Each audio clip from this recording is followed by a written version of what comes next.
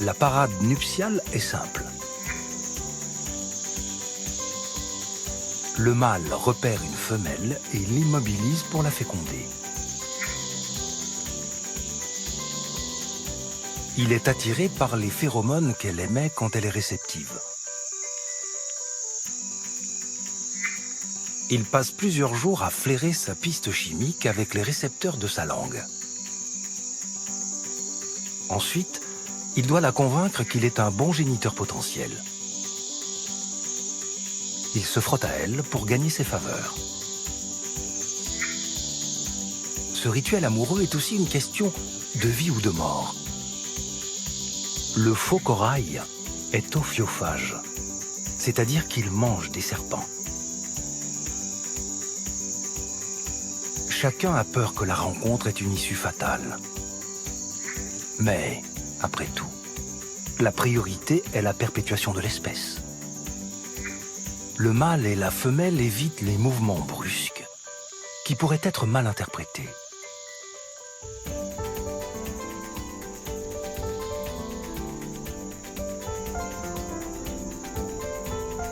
Le mâle se place sur le dos de la femelle et la maintient fermement à terre.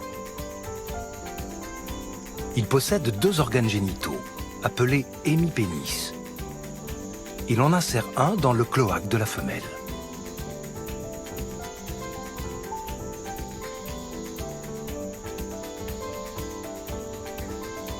Les hémipénis sont bordés par des éperons qui peuvent stimuler la femelle pour assurer une fécondation réussie.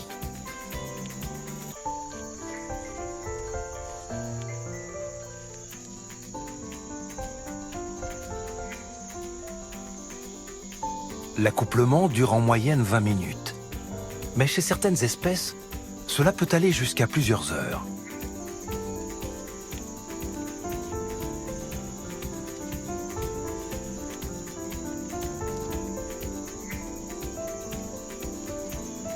Le mâle et la femelle s'accouplent avec plusieurs partenaires et se séparent immédiatement après.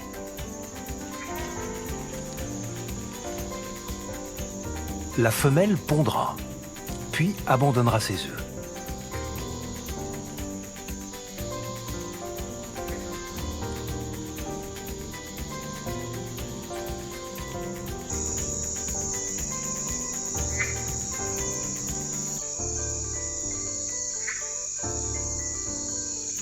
Les œufs se développent dans son corps pendant 6 à 8 semaines et à la fin de la gestation, elle cesse de s'alimenter pour éviter tout problème dans la croissance des embryons.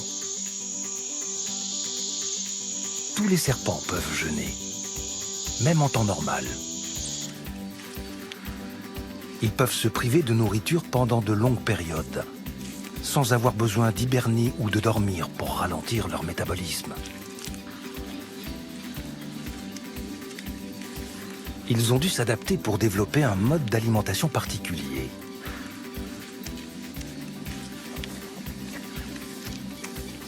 Ils alternent les gros repas et les longs jeûnes. Certains ne mangent rien pendant plus d'1 an.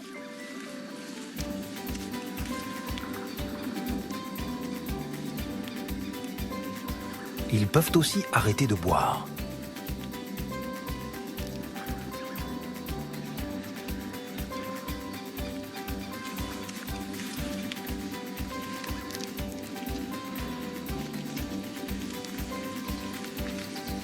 Pour les petites espèces ou les jeunes serpents qui se nourrissent de mammifères, la moyenne varie d'1 proie par semaine à 1 par mois.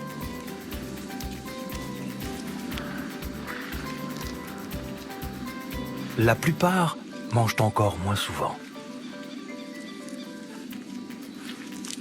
Le mode de locomotion des serpents est efficace, car ils peuvent se déplacer dans n'importe quel habitat. En revanche, plutôt lents, ils sont incapables de pourchasser une proie.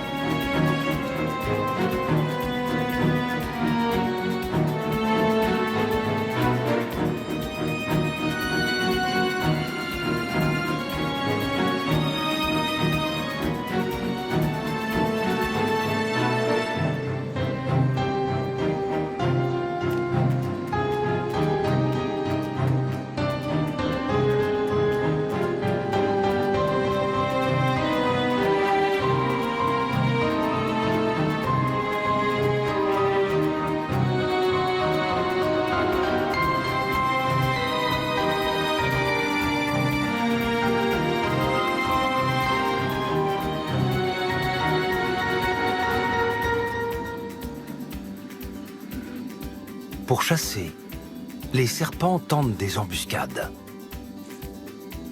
Ils se cachent dans la végétation en s'enroulant sur eux-mêmes et attendent le bon moment pour attaquer.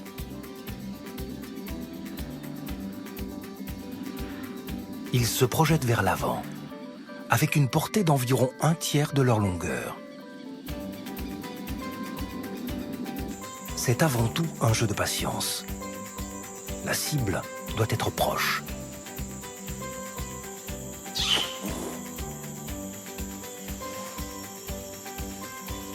C'est aussi une question de chance. Mais les serpents savent choisir les bonnes cachettes. Ils n'ont aucun mal à passer inaperçus.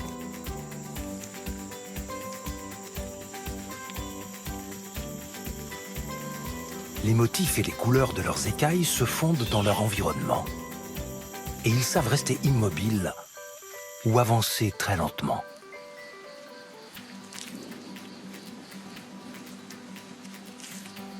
Ils se déplacent par reptation, en faisant onduler leur corps en silence.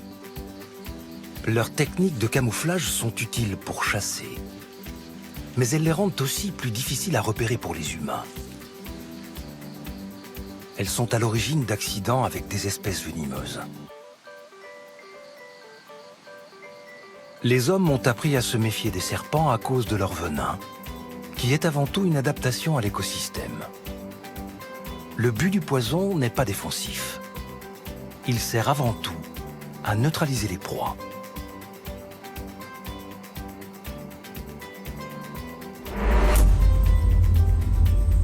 À l'origine, c'était une substance pour la prédigestion des repas. Le venin était injecté dans le corps des proies, au moment où elles étaient avalées. Comme les serpents ne peuvent pas les déchiqueter ou les mastiquer, ils doivent les engloutir entières. Ils en sont donc venus à sécréter une substance chimique pour accélérer la décomposition de la chair, de la fourrure et des os. Le venin est ensuite devenu une arme offensive très efficace. De nombreuses espèces ont appris à craindre les serpents pour cette raison.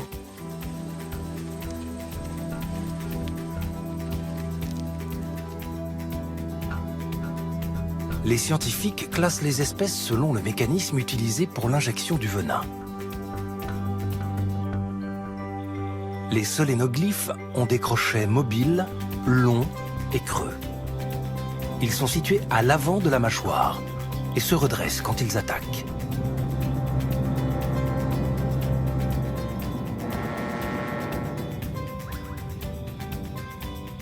Ceux des protéroglyphes sont au même endroit, mais courts et fixes. Les opistoglyphes ne chassent pas avec leur venin. Sa seule fonction est digestive. Leurs crochets ne sont pas creux. Ils ont un sillon où coule le venin. Et ils sont situés à l'arrière de la bouche pour se planter dans la proie au moment où elle est avalée. Le venin des cobras et des mambas est une neurotoxine. Il s'attaque au système nerveux, paralyse la proie et finit par arrêter son cœur. Celui des vipères et des crotales contient des hémotoxines. Il tue en faisant coaguler le sang. L'Organisation mondiale de la santé estime que les morsures de serpents font environ 100 000 morts par an.